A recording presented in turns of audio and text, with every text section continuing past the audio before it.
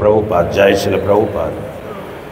ప్రలంబాసురుడు ఆ రీతిగా మోయిచుండగా బలరాముడు సుమేరు పర్వతమంత బరువుగానయ్యను. అప్పుడు ఆ అసురుడు వేగమును తగ్గించవలసి వచ్చెను. అంతటా వాడు సువర్ణాభరణ భూషితము చంద్రశోభిత విద్యుత్ ప్రదీప్తమైన మేఘసదృశము నగు తేజోమయ దేహములతో నిజరూపమును ధరించెను. భాష్యం.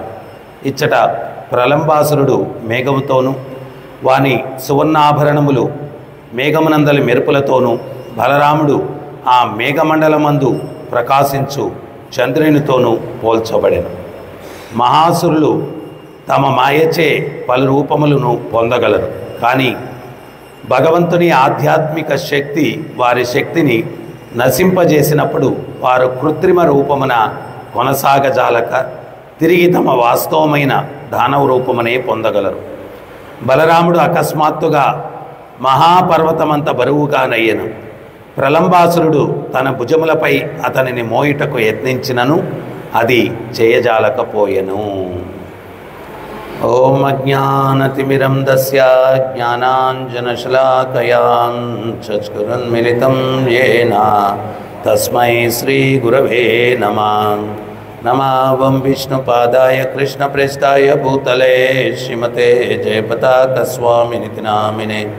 నమావం విష్ణుపాదాయ కృష్ణప్రేష్ఠాయ భూతలే శ్రీమతే భక్తివేదాంతస్వామినితి నామినే.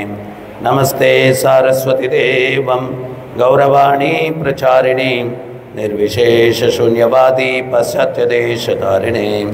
జయ శ్రీకృష్ణ చైతన్య ప్రభు నిత్యానంద శ్రీ అద్వైత గదాధర శ్రీవాసది గౌరభక్తవృంద. హరే కృష్ణ కృష్ణ కృష్ణ హరే హరే, హరే రామ రామ రామ హరే హరే. హరే కృష్ణ.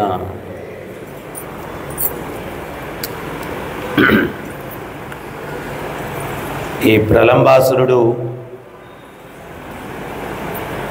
ఒక గోపబాలుని యొక్క రూపాన్ని తీసుకున్నాడు. వాళ్ళు ఇప్పుడు ఒక ఆట ఆడుతూ ఉన్నారు. అదేంటి అంటే ఒకరిని ఒకరు ఎత్తుకొని మోయాల. సో ఈ ప్రలంబాసురుడు బలదేవుణ్ణి ఎత్తుకున్నాడు అన్నమాట. తన ఉద్దేశం ఏంటి అంటే బలదేవుణ్ణి దూరంగా తీసుకెళ్ళి సంహారం చేయాలా అనేటువంటిది తన యొక్క ఉద్దేశం. కానీ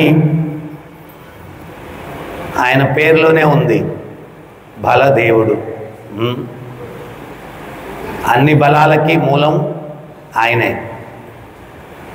ఈ భౌతిక జగత్తులో ఎవడన్నా శక్తి కలిగి ఉన్నాడు అంటే ఆ శక్తికి మూలం బలదేవుడే. సో అటువంటి బలదేవుణ్ణి సంహరించాలా అన్నటువంటి సంకల్పమే హాస్యాస్పదం. అదే ఒక నవ్వులాట. సో బలదేవుడు ఏం చేశాడు, కొంత దూరం తీసుకుని వెళ్ళాడు. ఆయన బరువుని పెంచాడు. ఈ యొక్క బ్రహ్మాండాలన్నీ అనంతుని యొక్క ఆశ్రయాన్ని పొంది ఆకాశంలో అవి తేలుతూ ఉన్నాయి అని చెప్పి చెప్తారు శాస్త్రాలు. బ్రహ్మాండాలు ఒక బ్రహ్మాండాన్నే బ్రహ్మాండాలు ఒకటి కాదు, వాటినే మోయగలిగినటువంటి బలదేవుడు ఆయన శక్తి అంచనా వేయగలమా? ఆయన ఎవరైనా కానీ మోయగలరా? ఒకసారి గరుత్మంతుల వారికి అహంకారం వచ్చిందంట. అహంకారం వస్తే ఏమని అహంకారం వచ్చింది? భగవంతుణ్ణి నేను కాకపోతే ఎవరు మోయగలరు? నేను ఆయన్ని వివిధ ప్రదేశాలకి నేను తీసుకెళ్ళాలా? నేను తీసుకెళ్ళకపోతే ఆయన వెళ్ళలేడు. అంటే ఇవన్నీ కూడా భక్తులుగా మనం గమనించాలి మన జీవితాల్లో. ఏంటది అంటే గురువు కృష్ణుని యొక్క కృప వల్ల మనకు ఆ సేవా భాగ్యం లభించింది. నేను లేకపోతే అది జరగదు అనుకుంటే మాత్రం అది చాలా చాలా తప్పు, చాలా తప్పు. భగవంతుడు మనకు ఆ అవకాశాన్ని కల్పించాడు. ఆయన కల్పించాడు కాబట్టి మనం చేయగలుగుతున్నాం. మనం లేకపోతే అదేం ఆగదు, అదేం ఆగదు. ఈ సత్యాన్ని మనం గ్రహించాలి. ఒక్కోసారి అవగాహన రాహిత్యం వల్ల అంతా మన మీదే నడుస్తూ ఉంది అన్నటువంటి ఫీలింగ్ కలుగుతుంది. అది తప్పది. సో గరుత్మంతుల వారు అట్లా అనుకున్నారు. ఏమనుకున్నారంటే, నేను స్వామిని తీసుకెళ్ళకపోతే వెళ్ళే పరిస్థితి లేదు, వెళ్ళే పరిస్థితి లేదు. సర్వస్య చాహం హృది సన్నివిష్టు. భగవంతుడు ఎక్కడున్నాడయ్యా? అందరి హృదయాల్లో ఉన్నాడు. నీ మైండ్లో ఏమేమి ఆలోచనలు వస్తున్నాయో కూడా ఆయనకి తెలుస్తాయి. తెలియకపోతే మనం ఏదైనా తప్పు చేయాలంటే ఏదో ఒక సంఘర్షణ హృదయంలో జరుగుతుంది. ఏంటి ఆ సంఘర్షణ అంటే, పరమాత్మ వద్దని చెప్తున్నాడు, వద్దు వద్దు వద్దు అంటున్నాడు. సో అందువల్ల పరమాత్మకు తెలియదేం లేదు.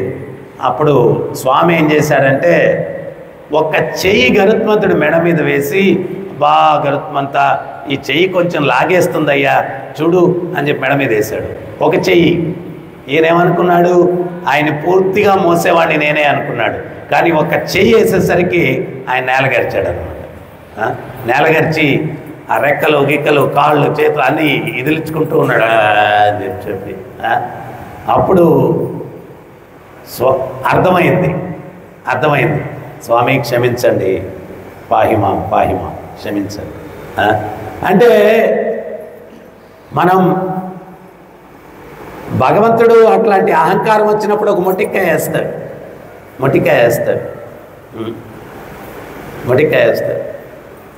ఎప్పుడైతే భక్తి మార్గంలోకి వస్తామో భగవంతుడు ఎంత కేర్ఫుల్గా మన యొక్క జీవితాన్ని మానిటర్ చేస్తాడు అనమాట. నేను బాగా గమనించేవాడిని. బుక్ డిస్ట్రిబ్యూషన్కి వెళ్ళినప్పుడు ఒక వ్యక్తి మనం చెప్తుంటే ఆయన బా స్వామి స్వామి అంటే వింటూ ఉంటాడు. ఆయనకి గంట సేపు ప్రచారం చేసేస్తాం అనమాట. అప్పుడు అనుకుంటాడు ఆయన ఈ టేబుల్లో ఉండే పుస్తకాలన్నీ కొనుక్కొని వెళ్ళిపోతాడని. లాస్ట్లో ఆయన ఇంకోసారి చూస్తా స్వామి అంటే వెళ్ళిపోతాడు. అరే ఇంతసేపు మనం ఏమనుకున్నాం, నా ప్రచారం సూపర్ అది ఇది. భగవంతుడు ఏంటి అంటే, అక్కడ పుస్తకం వెళ్ళడం ఇంపార్టెంట్ కాదు, మన భక్తి ఆయనకి ఇంపార్టెంట్. అప్పుడు మనం ప్రీచింగ్ చేసి ఆడు కొనుక్కొని వెళ్ళిపోతే ఇక్కడ 2 కొమ్ములు వచ్చేస్తాయి అన్నమాట. అందుకని భగవంతుడు ఆపేస్తాడు వాడిని తీసుకోడు. ఇంకోటి వస్తాడు, మనం ఏం చెప్పాల్సిన అవసరం లేదు. భగవద్గీత అప్పుడు మనం ఆల్రెడీ ఏంటి అంటే గంట సేపు వాడికి చెప్పి వాడు తీసుకోలేదని చెప్పి నీరసంగా ఇట్టుంటాం అన్నాడు. వస్తాడు, ఏంటండి అంటే కూడా భగవద్గీత తీసుకోండి మంచిది, కేర్లెస్గా. అప్పుడు వాడు టక్కని తీసుకొని వెళ్ళిపోతాడు. మనం పడ్డటువంటి కష్టానికి ఫలితం ఇవ్వాలి, కానీ ముందిస్తే అహంకారం వచ్చి మనకు భక్తే పోద్దేమో అని చెప్పి అక్కడ ఆపేసి ఇంకో దగ్గర ఇస్తాడు భగవంతుడు. అంటే నీకు శరణాగతుణ్ణి అంటే భగవంతుడు ఏంటి అంటే చాలా దగ్గరగా మానిటర్ చేస్తుంటాడు మనల్ని ప్రతి అంశంలో కూడా. అది మనం గమనించాలా.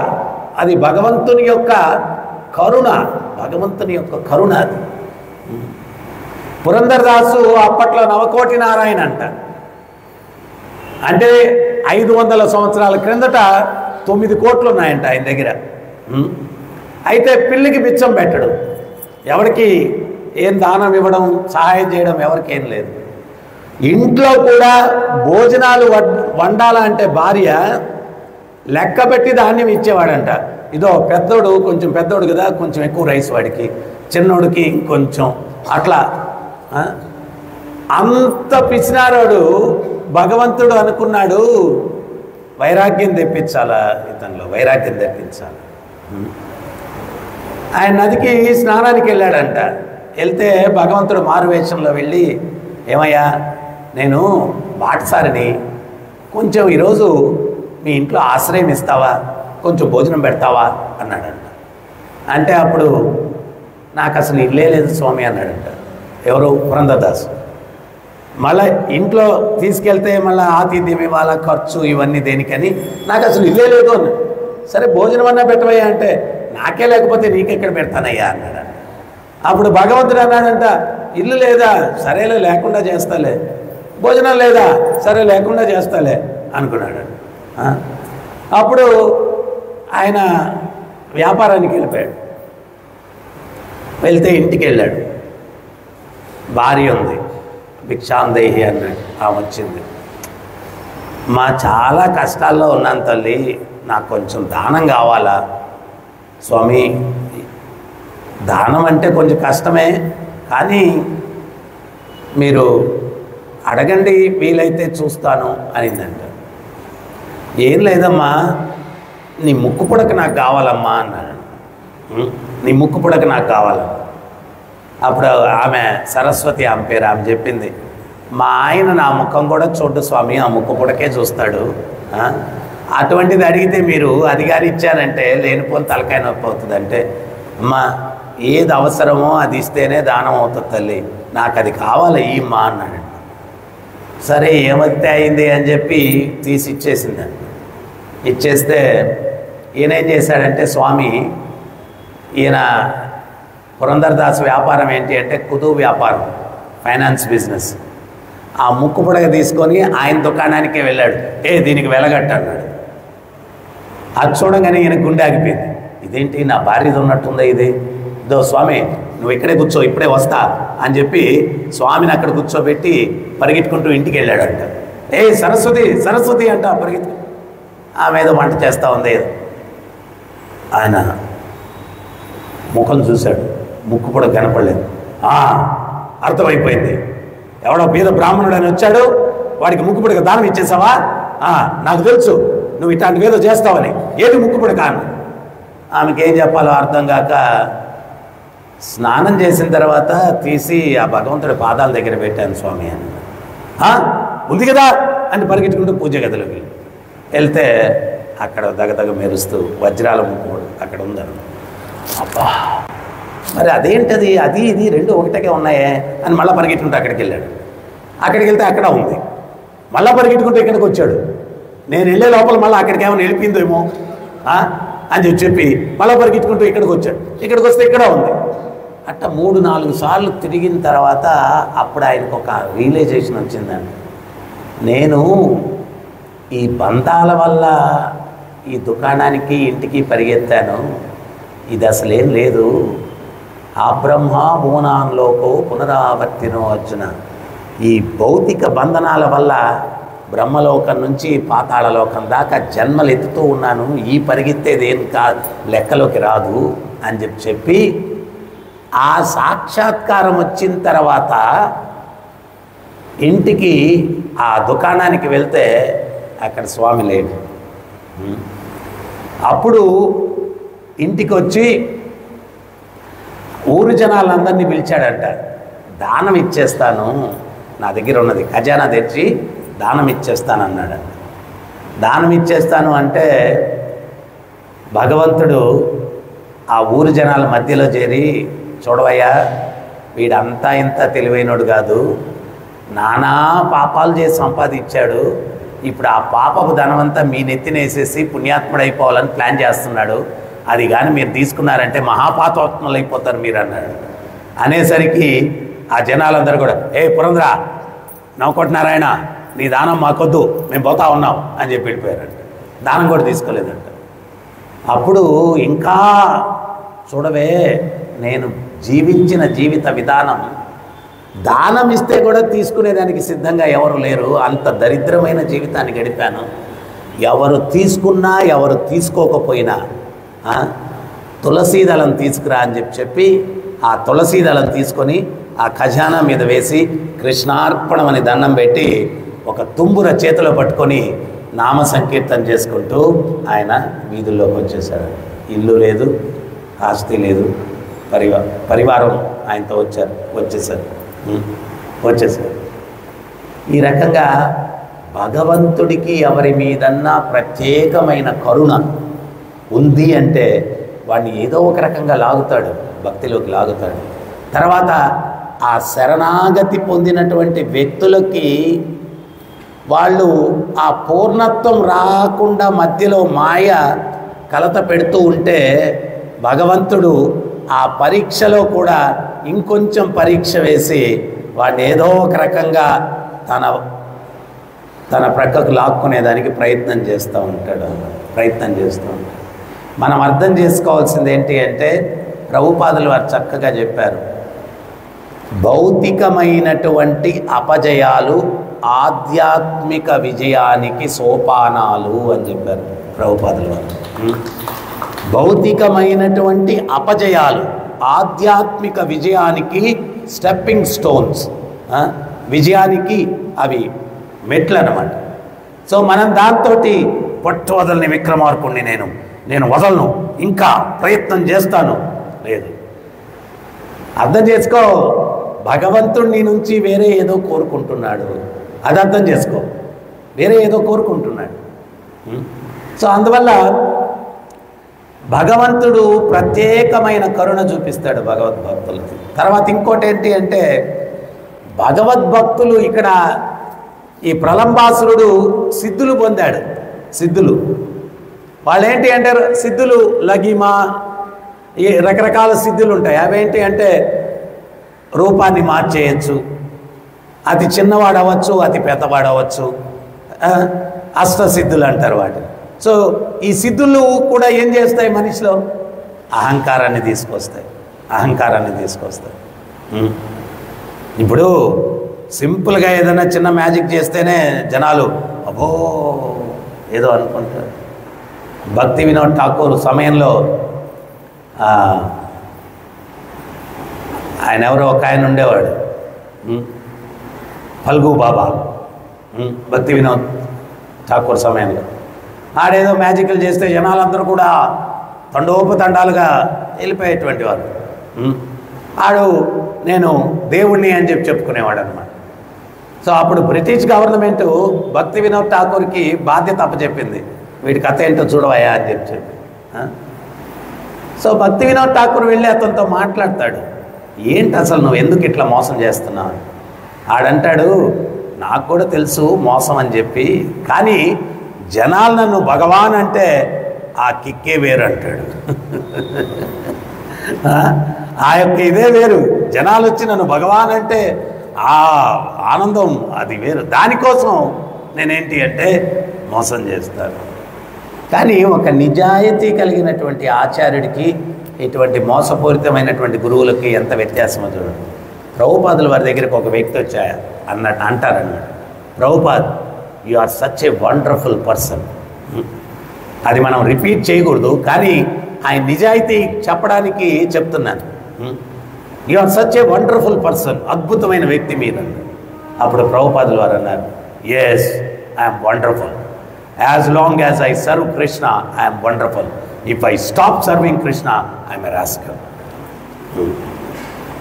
ఎంత నిజాయితీ అది, ఎంత సత్యం, ఎంత ఒక వ్యక్తిలో ఆ కృష్ణునికి ఏ స్థాయిని ఇవ్వాలా అన్నటువంటి గొప్ప హృదయం ఉంటే కానీ అటువంటి ఆ కృష్ణుడి వల్ల నేను అద్భుతం, ఆ కృష్ణుడి వల్ల నేను అద్భుతం.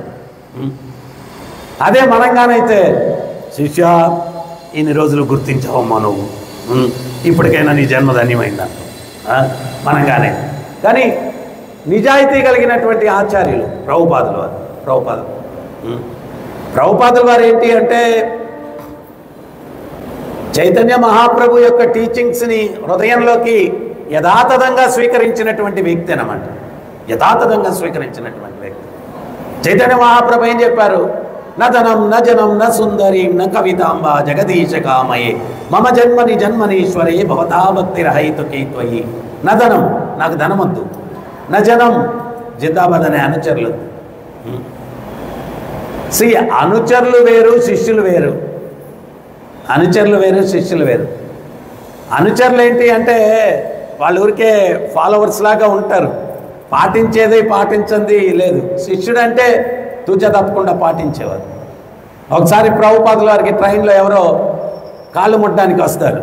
ప్రభుపాదుల వారు చెప్తారు, ఓకే నీకు ముట్టడానికి నేను అనుమతిస్తాను, ఆశీర్వచనం చేస్తాను, అయితే నాతోటి వచ్చేయాలి నువ్వు అంటే. నాతో వచ్చేయాలి నువ్వు శిష్యుడిగా, అప్పుడు నీకు ఈ బ్లెస్సింగ్స్ ఇస్తాను. ఎప్పుడైతే ఆ మాట అంటారో ప్రభుపాదులు అట్లయితే వద్దులే బ్లెస్సింగ్స్, వద్దులే బ్లెస్సింగ్స్ అంట. సో ప్రభుపాదుల వారు దేన్ని ఆశించలేదు. ఆయనలో కావాలంటే శుద్ధ భక్తుడు ఈ సిద్ధులను కూడా ప్రకటన చేసి ఉండొచ్చు ప్రభుపాదుల వారు, కానీ ఆయన అవన్నీ కూడా ప్రదర్శించలేదు. ఆయన అటువంటివి ప్రదర్శిస్తే తర్వాతి తరాలు వాళ్ళందరూ కూడా ఇంకా వాటినే ప్రాపగాండ చేస్తారు. నా మహిమెంత, నీ మహిమెంత, ఇంకంతా మనం అక్కడక్కడ బోర్డులు పెట్టుంటారు వేరే ధర్మాల వాళ్ళు, మహిమల రాత్రి అని చెప్పి. అట్లాగా మహిమల రాత్రి అయిపోద్ది అనమాట. సో అసలు భగవత్ తత్వం పోద్ది. అందుకని చెప్పి ప్రభుపాదుల వారు ఆయనకున్నటువంటి సిద్ధులను కూడా ఆయన ప్రకటించలేదు. ఎందువల్ల అంటే శాస్త్రాలు స్పష్టంగా చెప్తాయి, ఒక శుద్ధ భక్తునికి లేని సిద్ధులు ఉండవు. ఒక శుద్ధ భక్తునికి లేని సిద్ధులు ఉండవు. అన్ని సిద్ధులు ఉంటాయి, కానీ వాటిని ఉపయోగించడు. ఎందువల్ల అంటే ఆ సిద్ధుల ద్వారా తన మీద ప్రాబల్యాన్ని పెంచుకునే దానికి ప్రయత్నించడు. తన యొక్క రాత్రి పగలు అహర్నిశలు ఆయన యొక్క ఆలోచన అంతా కూడా జీవులందరికీ కూడా భగవంతుని పట్ల గౌరవం భక్తి పెరగాలి, కానీ తన పట్ల కాదు. అదొకటే ఆయన ఉద్దేశం. నిజమైన భగవద్భక్తుడు సిద్ధులున్నా ప్రదర్శించరు, వారు సిద్ధులున్నా ప్రదర్శించరు. ఒక రకంగా చెప్పాలా అంటే ఆయన ప్రపంచానికి చేసినటువంటి కార్యక్రమం అంతకన్నా పెద్ద సిద్ధి ఏముంటుంది చెప్పండి. ఈరోజు ఆఫ్రికా లాంటి దేశంలోనో, అమెరికా లాంటి దేశంలోనో, ఇంకో దేశంలోనో ఉదయంతో వ్యక్తుల్ని 4:30 గంటలకు లేపేసి మంగళారతిలో పాల్గొనేటట్టు చేశారు అంటే అది సిద్ధి లేకపోతే వాళ్ళలో ఆ చైతన్యం ఎట్లా వస్తుంది చెప్పండి. ఈ కలియుగంలో ప్రత్యేకించి సూర్యుడు కిటికీల నుంచి ముఖాన పడుతున్నా కానీ లెయ్యాలా అనేటువంటి ఆలోచన లేకుండా ఇంకొంచెం దుప్పటి కప్పుకోనో లేదా కట్టన వేసుకొనో పనుకుందాం అనేటువంటి పరిస్థితుల్లో ఉన్నటువంటి ఈ యొక్క దీంట్లో ప్రభుపాదుల వారు ఇదంతా మిరాకిలే, ఇదంతా మిరాకిలేనా, అద్భుతం. సో అందువల్ల ఈ సిద్ధుల్ని కూడా కోరుకోరు, ఏది కోరుకోరు. ఆయన భగవద్భక్తుడు ఏం కోరుకుంటాడు అంటే జన్మ జన్మలకు నీ పాద సేవ నాకుంటే చాలు, అంతకుమించి నాకు ఇంకేమొద్దు, నాకు ఇంకేమొద్దు. మనము ఏదన్నా కొన్ని లీలలు అవి విన్నప్పుడు దాంట్లో పరమార్థాన్ని హృదయంలోకి తీసుకొని ఆ చైతన్యం నాలో ఎప్పుడు వస్తుందా అని తప్పించడానికి మనం ప్రయత్నం చేయాలి. లక్ష్మీదేవి చాలా చాలా మంచి భక్తులు అనమాట. మంచి భక్తులు వాళ్ళు ఏంటి అంటే ఆయన భిక్షాటన చేసుకోవడం, వచ్చిన భిక్ష భార్యాభర్తలు ఏదో భుజించడం, భక్తి చేసుకోవడం, కాలం అట్లా గడుపుతూ ఉంటారు. ఒకసారి రామాంజుల వారు ఆ ఊరికి వస్తూ వాళ్ళ ఇంటికి ఆతిథ్యానికి వస్తాను అని చెప్తారు. చెప్తే వాళ్ళు ఆనందపడిపోతారు. ఆనందమైతే పడ్డారు, కానీ గురువుగారిని ఎట్లా చూసుకోవాలి, మనం కటిక దరిద్రంలో ఉన్నాం, ఎట్లా చూసుకోవాలి. సరే ఆ రోజు వచ్చింది రామాంజుల వారు. వచ్చే సమయంలో ఈ వరదాచారి భిక్షకెళ్ళాడు. భిక్షకెళ్తే భార్య ఉంది ఇంట్లో, లక్ష్మీదేవి. గురువుగారిని ఆహ్వానించింది, కూర్చోబెట్టింది. వంటగదిలోకి వెళ్తే ఏం లేవు, పాత్రలన్నీ ఖాళీ. అయితే ఆమె చాలా అందంగా ఉండేదంట. ఆ ఊర్లో ఒక ధనికుడు అప్పుడప్పుడు ఆమెకు సందేశం పంపించేవాడు, నీవు నాకు వశమైతే మీరేం కోరుకుంటే అది ఇస్తాను అని చెప్పి. ఆమె అతని యొక్క ప్రపోజల్ను తృణంతో సమానంగా తిరస్కరించేదండి, గడ్డిపోస్తో సమానంగా తిరస్కరించేది. అయితే అది గుర్తొచ్చింది ఆమెకి. ఇప్పుడు గురువుగారిని సేవించుకోవాలంటే వేరే మార్గం లేదని దొడ్డిదారిలో నుంచి ఆ ధనికుడి ఇంటికి వెళ్ళి, నీ కోరిక తీరుస్తాను, మా గురువుగారు వచ్చారు, వారికి భోజనాలు ఇవన్నీ ఏర్పాట్లు చేయడానికి సరుకులు కావాలా, కొంచెం అవి ఇస్తే సాయంత్రం మీ కోరిక తీరుస్తానని చెప్పి చెప్తుంది. వాడు ఆనందపడిపోయి ఒక బండి నిండుకు సరుకులు నింపేసి పంపిస్తాడు. ఆమె చక్కగా వంట చేసి భగవత్ నైవేద్యం పెట్టి రామాంజుల వారికి, శిష్య సమూహానికి అందరికీ వడ్డిస్తుంది. ఆ రోజు వరదాచారికి ఏ ఇంటికి పోయినా భిక్ష ఎవరు ఇవ్వలేదంట. అరే గురువుగారు వచ్చే రోజు భిక్ష కూడా ఎవరు ఇవ్వలేదు, ఎట చూసుకోవాలో ఏంటో అని చెప్పి నిరాశతో ఇంటికి వస్తే ప్రసాదాలు మంచి వాసన వస్తుందంట ఇంట్లో నుంచి. పరిగెట్టుకుంటూ వచ్చేసరికి రామాంజుల వారు శిష్యులందరూ ప్రసాదాలు తింటూ ఉన్నారు. ఈయన సాష్టాంగ నమస్కారం చేసుకున్నాడు. వంటగదిలోకి వెళ్ళాడు. వెళ్తే భార్య బోరున విలపిస్తూ ఆయన పాదాల మీద పడి, మీ అనుమతి లేకుండా ఒక తప్పు చేశాను అనింది. ఏంటది అన్నాడు. ఈ రకంగా గురువుగారిని సేవించుకునేదానికి వేరే మార్గం నాకు కనిపించలేదు, అందువల్ల ఆ ధనికుడికి మాట ఇచ్చాను. ఈ రకంగా వాడు సరుకులన్నీ పంపించాడు, ఆ వండి గురువుగారికి అర్పించాను అంటే, అప్పుడు వరదాచారి భార్యను ఇట్లా పైకెత్తి ఏమంటాడంటే, ఆధ్యాత్మికంగా ఎంత ఎత్తుకు ఎదిగావే, స్త్రీకి పాతివ్రత్యం అన్నటువంటిది ప్రాణంతో సమానం. అది గురువుగారి సేవలో దాన్ని కూడా త్యజించడానికి సిద్ధమయ్యావు అంటే ఎంత ఉన్నత స్థితికి నువ్వు ఎదిగావు ఆధ్యాత్మికంగా. గురుర్యేవ పరం ధర్మం, గురుర్యేవ పరం కామం, గురుర్యేవ పరాత్పరం. అన్నీ గురువే. ఆ గురువు కోసం ప్రాణత్యాగానికి కూడా సిద్ధమైపోయావంటే నువ్వు ఎంత ఉన్నతికి ఎదిగావని చెప్పి భార్యను తీసుకొని రామాంజుల వారి దగ్గరికి వెళ్ళి జరిగిన విషయం గురువు గారికి చెప్తారంట. రామానుజుల వారి కళ్ళల్లో నీళ్లు కారుతాయంట. ఆయన ఆ దంపతులనిద్దరినీ కూర్చోబెట్టి తన స్వహస్తాలతో వాళ్ళకు ప్రసాదం వడ్డించి తర్వాత చెప్తారంట. ఆమె అంటుందంట, స్వామి నేను చెప్పిన మాట ప్రకారం అతని దగ్గరికి వెళ్ళాలా అంటే, అప్పుడు రామానుజులు అంటారంట, ఈ ప్రసాదం తీసుకెళ్ళి ఇవ్వమ్మా అంటారంట. ఆ ప్రసాదం తీసుకొని వెళ్తుంటే ఈ భర్త అంటాడంట, నేను వస్తాను బయట ఉంటాను అంటాడంట. అప్పుడు ఆయన బయట ఉంటాడు, లోపలికి వెళ్తే ఆ ధనికుడు ఆనందంగా వస్తాడు. వస్తే రామానుజుల వారు మా గురువు గారు నీకు ప్రసాదం ఇమ్మన్నారయ్యా మొదట అని చెప్పి ప్రసాదం ఇస్తుంది. ఆ ప్రసాదం నోట్లో వేసుకున్న తక్షణమే ఆ వ్యక్తిలో పరివర్తన కలిగి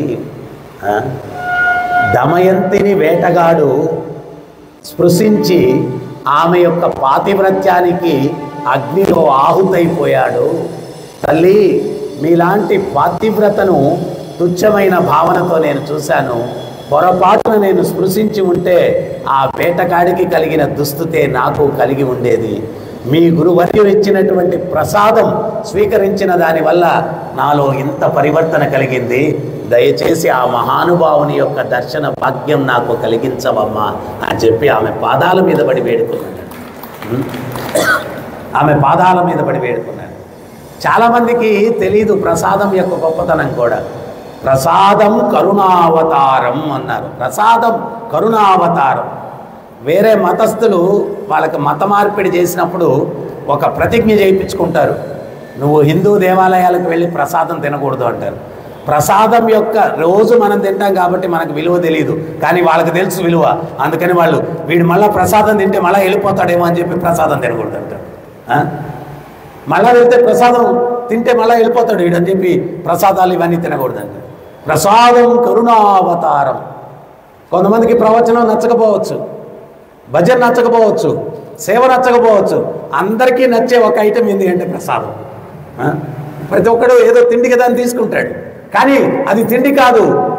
ప్రసాదం కరుణ, సాక్షాత్ భగవంతుడే ప్రసాదం, సాక్షాత్ భగవంతుడే. అదే శాస్త్రం చెప్తుంది, ప్రసాదం కరుణావతారం. అది కరుణావతారం, భగవంతుని యొక్క కరుణ ఆ ప్రసాదంలో ఉంది. ఆ ప్రసాదం మరి మామూలుగా ప్రసాదం ఎవరన్నా భక్తులు సేవించి ఇస్తే అదేమవుతుంది, మహాప్రసాదం అవుతుంది. భక్తులు సేవించి, ఎందుకంటే మనం కూడా ప్రసాదాన్ని మనం తినేసి ఉన్నతమైన భక్తులకు ఇవ్వకూడదు. చాలామందికి ఇవన్నీ తెలియదు. ఒక్కోసారి యాత్రలకి వాటికి వచ్చినప్పుడు కొత్త భక్తులు ఉంటారు, వాళ్ళు ఏంటంటే తినేసి గురుగారు తీసుకోండి అని ఇస్తారు. మనం మనకన్నా ఉన్నత భక్తులకి మనం తిని ఇవ్వకూడదు, వాళ్ళకి ఇచ్చి వాళ్ళు స్వీకరించిన తర్వాత మనం తీసుకోవాలి. అది పద్ధతి. ప్రసాదం కరుణ. ఆయన రామానుజులు సాక్షాత్తు బలదేవుడు, ఆయన చేతుల్లో నుంచి వచ్చింది, అది స్వీకరించాడు.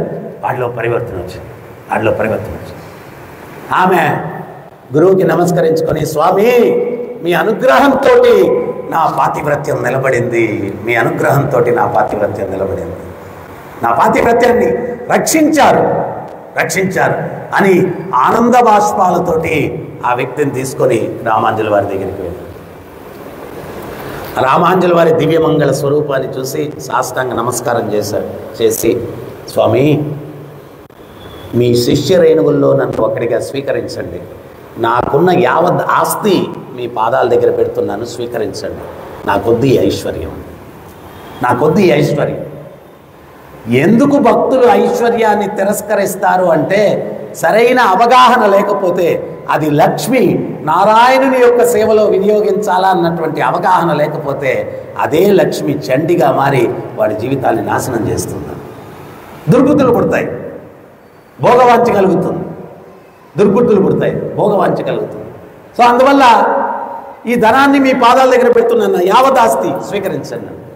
అప్పుడు రామాంజలి వారు అన్నారు, నేను సన్యాసిని, నాకు దేనికయ్యా ఐశ్వర్యం? నా శిష్యులు దారిద్ర్యం వల్ల ఇటువంటి దుస్థితి పట్టింది, నువ్వు ఏదైతే నాకు ఇవ్వాలనుకుంటున్నావో అది నా శిష్యుడికి ఇవ్వు అన్నాడు.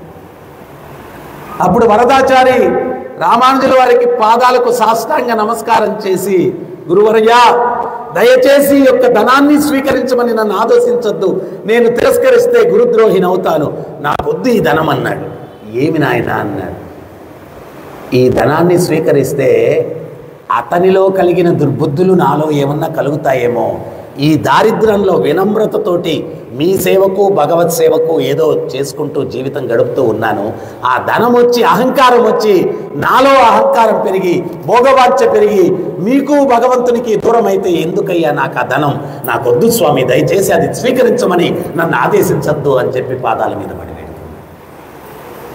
రామానుజుల వారి శిష్యుని పైకెత్తి గట్టిగా ఆలింగనం చేసుకోబోతుంటే వరదాచారి అన్నాడు, స్వామి, నేను నీచుణ్ణి, అంటరాని వాణ్ణి, నన్ను ముట్టద్దయ్యా అంటే రామానుజుల వారు అన్నారు, హే శిష్య, నిన్ను ఆలింగనం చేసుకోవడం ద్వారా నేను పవిత్రుణ్ణవ్వాలని ఆలింగనం చేసుకుంటున్నాను అని చెప్పి గట్టిగా ఆలింగనం చేసుకుంటాడు.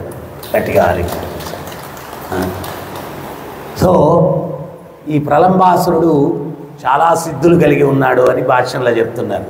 కానీ భగవద్భక్తుడు ఆ సిద్ధులు కోరుకోడు. వద్దు, నాకొద్దు సిద్ధులు వద్దు. ఎందువల్ల అంటే ఆ సిద్ధులు, ఐశ్వర్యము, అది ఇది ఇవన్నీ కూడా అహంకారాన్ని పెంచుతుందేమో, అవన్నీ వద్దు, అవన్నీ వద్దు.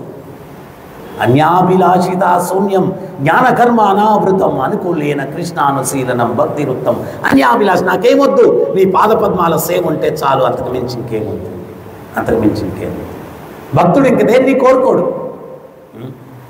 అందుకనే మహాప్రభు ఆయన శిక్షాస్తకంలో నీకు భక్తి కావాల్సింది ఏంటి ఇచ్చేశాడు. ఆయన ఇచ్చేశాడు, 8 శ్లోకాల్లో ఇచ్చేశాడు. నధనం నజనం న సుందరీ నా కవితాంబా జగదీశ కామయే మమ జన్మని జన్మనీశ్వరే భవతా భక్తి రాహేతుకి త్వయి. నాకు ధనమొద్దు, జనమొద్దు, సుందరీమణుల యొక్క సాంగత్యం వద్దు, నా కవితాంబా జగదీశ కామయే. కవితాశక్తి, అబ్బా ఆయన గొప్పగా మాట్లాడతాడు. మళ్ళా అహంకారం దేనికి వచ్చింది? ఏమీ వద్దు. మమ జన్మని జన్మనీశ్వరే భవతా భక్తి రాహి. జన్మ జన్మలకు మీ పాదసేవ నాకు ఉంటే చాలు స్వామి, ఇంకేమొద్దు. ఇది మన పరంపరలో ఉన్నటువంటి గొప్పతనం, ఆచార్యుల్లో ఉన్నటువంటి గొప్పతనం. మన షడ్గోస్వాములు ఎంత మహానుభావులు అంటే, బృందావనంలో ప్రతిరోజు ఒక చెట్టు కింద పడుకునేవారు కాదంట. ఏమంటే ఈ చెట్టు నాది అనేటువంటి బంధం ఏర్పడుతుందేమో అని చెప్పి ఒక్కో రోజు ఒక్కో చెట్టు కింద పడుకునేవాళ్ళంట షడ్గోస్వాములు. వైరాగ్య స్వరూపాలు వాళ్ళు, వైరాగ్య స్వరూపాలు. అటువంటి గొప్ప పరంపరలో మనం ఉన్నామన్నమాట. నిజమైన భక్తి కావాలా అనేటువంటి వ్యక్తులకు ఇది చక్కటి అవకాశం, ఈ యొక్క పరంపర అన్నటువంటిది. గొప్ప గొప్ప ఆచార్యులు, గొప్ప గొప్ప ఆచార్యులు నిత్యం ఆ భగవంతుడితో సాంగత్యంలో ఉన్నటువంటి ఆచార్యులు, నిత్య సాంగత్యం, ఎల్లవేళ ఎల్లవేళ ఎల్లవేళ. రఘునాథ్ దాస్ గోస్వామి ఆయన రాధాకుండ దగ్గర కూర్చొని జపం చేస్తున్నాడు మండుటెండలో.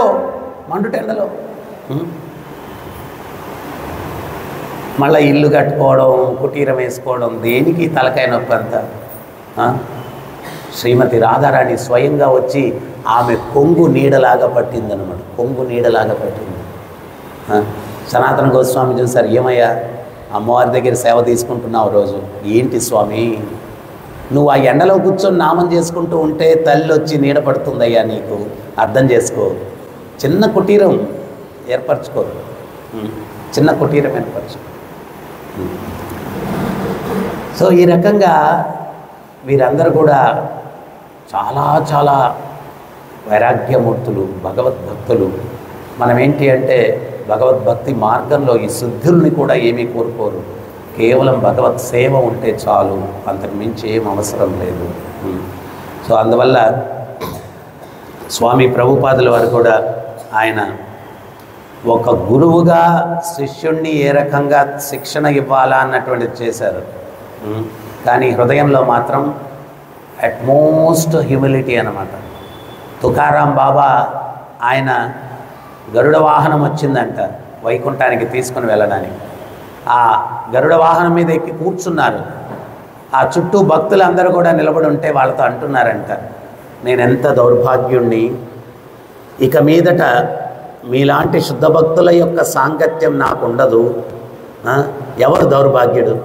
వాళ్ళకెవరికి గరుడు పంతులు రాలేదు తీసుకెళ్ళడానికి, ఈయనకు వచ్చారు. ఈయన ఎక్కి కూర్చున్నాడు గరుడ వాహనం మీద. ఈయన అంటే ఆ వినమ్రతకి అంటే భక్తుడు ఎట్లా ఉండాలా, ఏ స్థాయి నువ్వు సాధించినా కానీ హృదయంలో మాత్రం తృణాదపి సునీచైవ, తృణంలాగా హృదయంలో అదే భావన ఉండాలి. ప్రభుపాదుల వారు కూడా అంతే.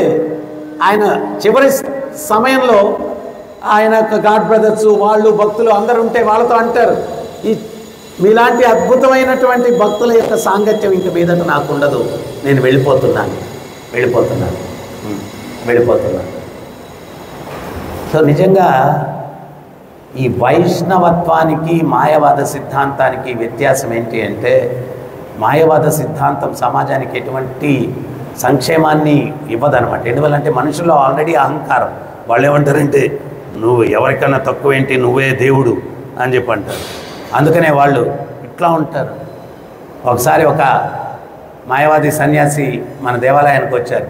సెటారి పెట్టబోతే అన్నాడు, అంటే నేను దేవుణ్ణి, ఇంకొకరి పాదాలు నా మీద పెట్టడం ఏంటి అని అహంకారం.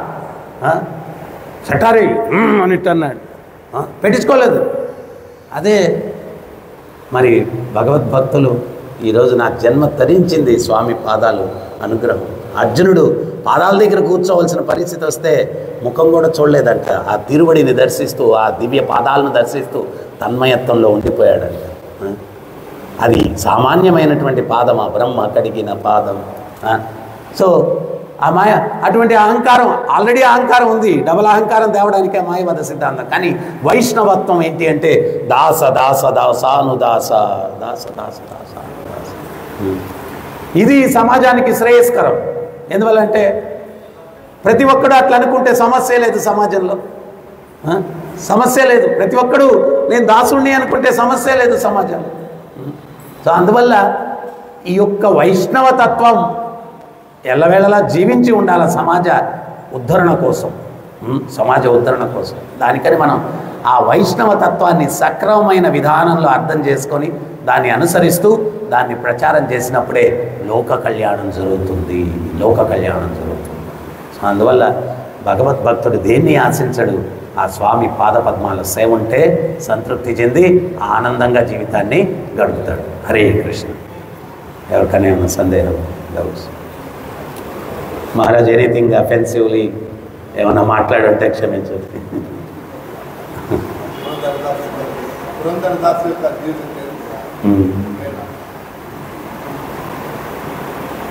ఏమైనా సందేహాలు ఉన్నాయా?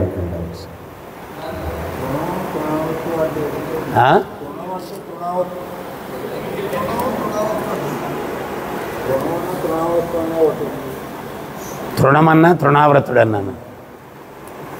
తృణావ్రతుడు వాడు రాక్షసుడు, అది వేరే, ఆయన పేరు ఎట్లా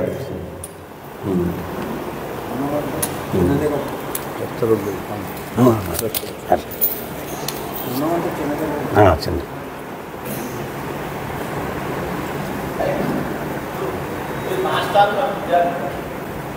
స్కూల్లో ప్రోగ్రెస్ రిపోర్ట్ అది ఇచ్చి సరిగ్గా చేయకపోతే ఇక్కడ కూడా అటువంటి పరివేషణ ఎలా ఎదగాలంటే వ్యక్తిగత స్కీల్ అయిపోతుందని తెలిస్తే నేను కనుక రచన మాకు ఎలా తెలుస్తుంది, ఎలా చదువుతున్నారు, అప్పుడు ఎలా రాగలు వెళ్తున్నాను చెప్పలేదు. నాకు ఒక మార్పు చేసి సరిగ్గా వెళ్తున్నానా లేదో వస్తుంది. ఇప్పుడు పరిస్థితులు ఏంటి అంటే కలియుగంలో ఇప్పుడు ఎవరినైనా పిలిచి నువ్వు రాంగ్లో వెళ్తున్నావు అంటే ఆ రోజు నుంచి జెండా ఎగరేసేస్తాడు అనమాట. గురువుగారు రాంగ్ అని చెప్పి. సో అందుకని భగవంతుడు పరిస్థితులను బట్టి మెలక్కోవాలా. ఒక్కోసారి నా దగ్గరికి చాలామంది నా జీవితంలో వచ్చి చెప్పారు, ఏమని అంటే, ఈరోజు ప్రవచనంలో మంచి పాయింట్లు నాకు తగిలాయి అని చెప్పారు. నీకు తగల్చాలని నేను చెప్పలేదయ్యా, ఏదో భగవంతుడు ప్రారణ. నేను మామూలుగా మొదటి నుంచి ఒక నిర్ణయం తీసుకున్నాను. అది చిన్నప్పుడు మా అమ్మగారు చెప్పేవారు, పలికించడి వాడు రామభద్రుండు అని. నేను శ్లోకం ఏంటో కూడా చూసుకోను. ఆ రోజు అక్కడ కూర్చొని భగవంతుడు ఆ క్షణాన్ని పలికిస్తే అది ఆ పలికించేది కూడా ఒక్కొక్కసారి ఎవరికి ఏది ఔషధం కావాలో ఆ పలుకుల్లో లభించేస్తుంది. దాన్ని స్వీకరించి వాళ్ళు ఉపయోగించుకుంటే ఆ ఔషధాన్ని ధన్యులు. లేకపోతే కొంతమంది అట్లా కూడా ఉన్నారు, ఆయన క్లాస్లో నా గురించే చెప్తాడండి, అందుకని రావట్లేదు నేను క్లాస్కి. నీ గురించి నాకేం తెలుసా, నేనేమన్నా పరమాత్మ నాకేం తెలియదు, ఏదో ఆయన పలికిస్తే ఏదో పలుకుతున్నాం, మాట్లాడుతున్నాం అంతే. సో అందువల్ల ఎవరైనా నిజంగా పూర్ణ శరణాగతి పొంది నన్ను ట్రైన్ చేయండి అంటే ఆ బాధ్యత తీసుకుంటాం. అట కాకుండా ఏమో చెప్పారు అని వీడేదో అసలుకే మోసం అంటే కొంచెం అట్లా.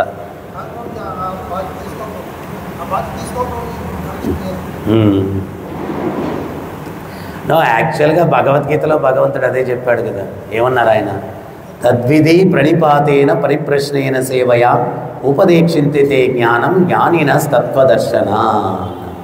తద్విధి ప్రణిపాతేన, పూర్ణ శరణాగతి పొంది సేవలు చేసి, పరిప్రశ్నేన, ఆ సేవలు అవన్నీ చేసిన తర్వాత అప్పుడు పరిప్రశ్న, అప్పుడు ప్రశ్నలు. ఆ ప్రశ్నలు కూడా ఏంటి, ఛాలెంజింగ్ మూడ్లో కాదు, తెలుసుకోవాలనేటువంటి మూడ్లో. సో అందువల్ల ప్రభుపాదుల వారు ఒకటి చెప్పారు, ముడి వజ్రాన్ని కంసలి వాడు చెక్కుతాడు. అది చెక్కేటప్పుడు ఏయ్ నన్ను చెక్కద్దు అంటే అది ముడిగానే ఉండిపోతుంది, దానికి వాల్యూ రాదు. ఎప్పుడైతే దాన్ని మంచి షేపులో కట్ చేసి దగదగ మెరుస్తుందో అప్పుడు వాడిలో ఉండే అనర్థాలు చెక్కడానికి అవకాశం ఇవ్వాలి. ఇచ్చినప్పుడు వాడు మేలిం వజ్రంగా తయారవుతాడు.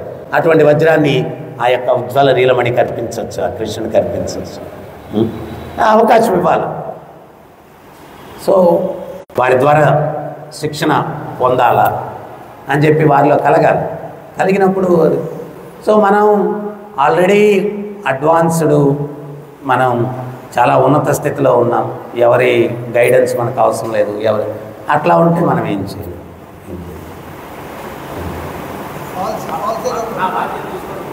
అరే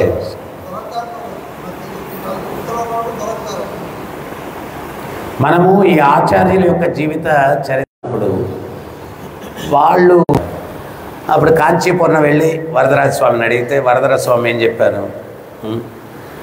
ఆయన నన్ను గుర్తు తెచ్చుకుంటాడో లేదో ఆయనకి చెప్పు, నేను ఆయన్ని గుర్తు తెచ్చుకుంటానని చెప్పు అన్నాడు. అంత సమాధానం సాక్షాత్తు భగవంతుడి నుంచి వచ్చిన తర్వాత ఈయనకేం అవసరం ఉంది 17 సార్లు గురువు గారి దగ్గరికి వెళ్ళి నాకు దీక్ష ఇవ్వండి అని అర్థించుకోవాల్సిన అవసరం ఏముంది చెప్పండి? ఆల్రెడీ భగవంతుడు చెప్పాడు, ఆయన అంత్యకాలంలో నేను గుర్తు తెచ్చుకుంటానని చెప్పు అన్నాడు. అటువంటిప్పుడు ఈయన వెళ్ళి ఆ గురువుగారి దగ్గరికి వెళ్తే ఆ గురువుగారు లేదు, మళ్ళా చూస్తాం లేపో.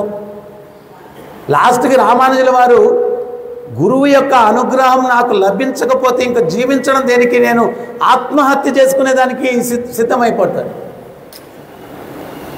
సిద్ధమైతే ఆ రోజు రంగనాథుడు ఆ గురువుగారి స్వప్నంలోకి వెళ్ళి, ఏమయ్యా రామానుజుడు అన్నిసార్లు దీక్ష కోసం వస్తే ఎందుకయ్యా ఇవ్వవు అంటాడు. ఆయన భగవంతుడితో ఏమంటాడు తెలుసా, స్వామి ఎవరికి పడితే వాళ్ళకి ఇచ్చేస్తే మంత్రం ఏంటి? అప్పుడు భగవంతుడు అంటాడు, ఎవరికి పడితే వాడు అంటావేంటయ్యా, ఎవరికి పడితే అయితే నేనెందుకు వస్తాను రికమెండేషన్ చేయడానికి? ఎవరికి పడితే అయితే నేనెందుకు వస్తాను నేను రికమెండేషన్కి వస్తున్నానంటే ఎవరికి పడితే వాడు కాదు కదా. సరేలే రేపు చూస్తాను. ఆయన ఎంత చాదస్తుడు అంటే శాస్త్రం కూడా చదివేటప్పుడు ఒక పెద్ద భోషాణంలో ట్రంక్ పెట్టెలు పెట్టుండేవాడంట శాస్త్రాలు. దానికి ఎంత తాళం అంట. తలుపులన్నీ బంధించుకొని ఆ తాళం తీసి శాస్త్రం చదువుతాడంట. ఏమంటే శాస్త్రాలని కూడా మిస్యూజ్ చేస్తాడు. ఇప్పుడు చాలామంది ఉన్నారు బోగస్ వాళ్ళు ఏంటి అంటే శాస్త్రం భగవద్గీతతోనే మొదలు పెడతారు. ఒక 10 మంది ఫాలోవర్స్ తయారు కాగానే నేనే భగవాన్ అంటారు. అటువంటి వాళ్ళకి అవకాశం ఇవ్వకూడదని ఆయన శాస్త్రం చదివేది కూడా గది తలుపులన్నీ బంధించుకొని ట్రంకు పెట్టి తెరిచి చాలా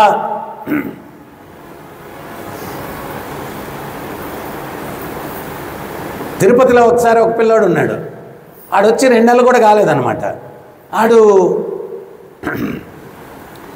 నేను ప్రవచనాలు చెప్పే కథలు అవి ఒక 4-5 నేర్చేసుకున్నాడు, గుర్తుపెట్టుకున్నాడు. మేము ఎవరు లేకపోతే ఆ రోజు ఎందుకో ప్రవచనం ఇవ్వడానికి ఎవరు లేదు. ఆడ వ్యాసాసనం మీద కూర్చునేసి కూర్చోండి చెప్తాను నేను.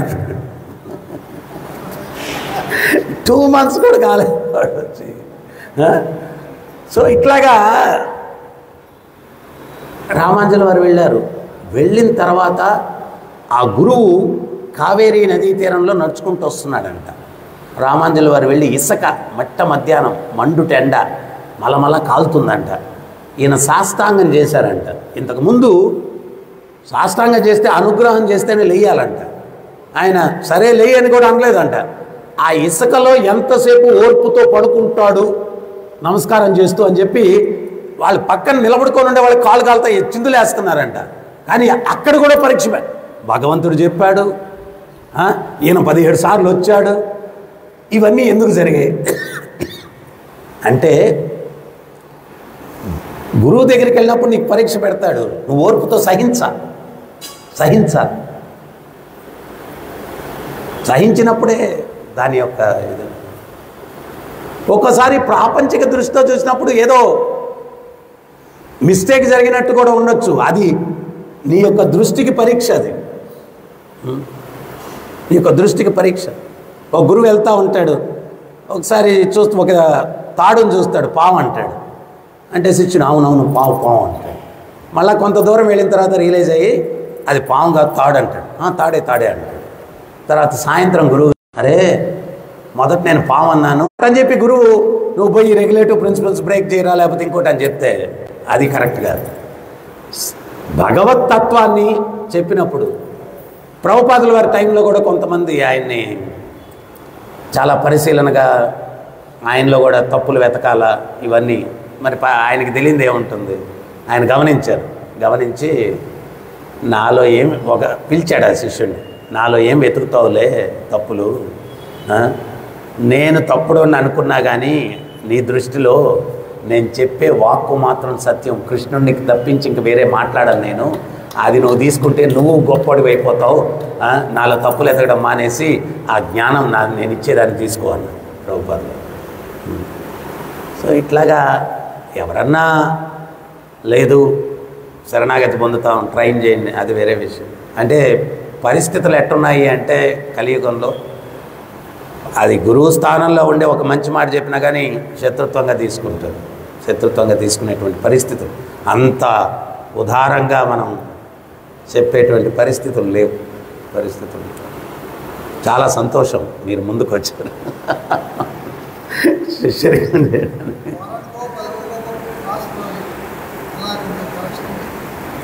నేను ఇంతకుముందు మనం ఇక్కడ రెగ్యులర్గా ఉపదేశామృతం భక్తి రసామృతం వీడిని 15 రోజులకోసారి అట్లా క్లాసులు పెట్టుకునేవాళ్ళం. ఈసారి అది స్టార్ట్ చేయాలని చెప్పి అనుకుంటా ఉన్నాను. ఏంటంటే ఇంట్రెస్ట్ ఉండేవాళ్ళు మనము మొన్న ఒకరు భక్తులు అడిగారనమాట ఎట్లా తెలుసుకునేది. మనం ఎంత అదృష్టవంతులు అంటే ఒకసారి ఉజ్జయిన్లోనే ఎక్కడో ఏదో ఒక ప్రోగ్రామ్కి వెళ్ళామన్నమాట. భక్తిచారు మహారాజ్ ఆయన వ్యాస పూజకో దేనికో వెళ్తే భక్తి వినోద్ ప్రభు అని ఒక ఆయన ఉండేవారు సీనియర్ భక్తుడు. ఆయన మాట్లాడుతూ ఒక చక్కటి విషయాన్ని చెప్పారు. ఏం చెప్పారు అంటే శరీరంలో అనారోగ్యం ఏదన్నా ఉంది అంటే స్కానింగ్ చేయించుకుంటాము.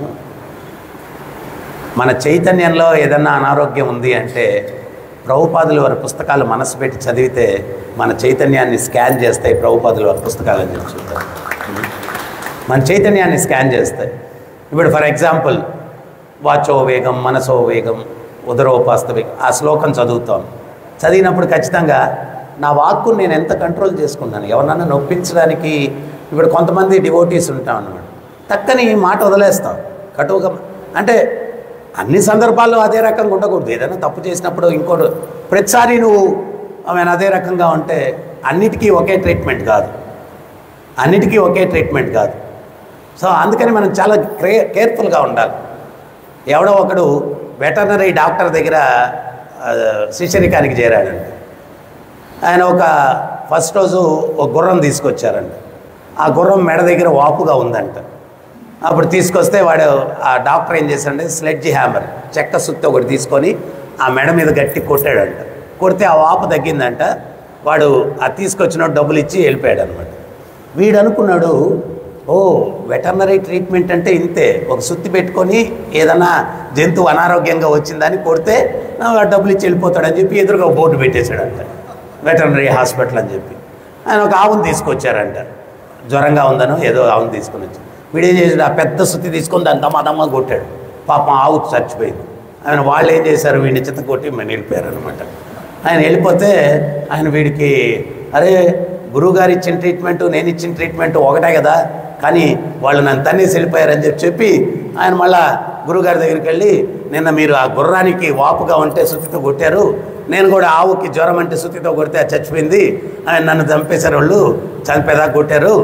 అసలు ఏంటంటే, ఒరే పిచ్చోడా, ఆ గుర్రము ఒక దోసకాయ నవలకుండా మింగేసింది, అది నోట్లో పెట్టుకుంది, టక్కన లోపలికి వెళ్ళిపోయింది, అది గొంతులో ఇరుక్కునింది.